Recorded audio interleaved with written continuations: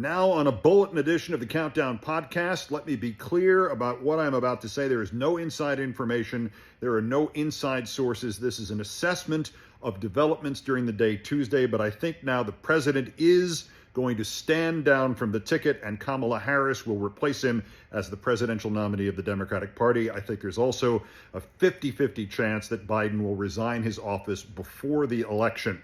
Again, this is an assessment of events, not a report with insider information, but between Nancy Pelosi's quotes and what was leaked to Puck News from an internal Democratic pollster, that bottom line says that where there were 6 swing states in which Joe Biden was in trouble before the debate, there are now 12, that his average loss in points in those 12 states since Thursday has been 2, that he's now down by 7 in Michigan, by 7 in Pennsylvania, that the new states include New Hampshire up by 3, Virginia by Trump 1.5, and the president now has leads of 0.5 point or less in New Mexico, Maine, and Minnesota.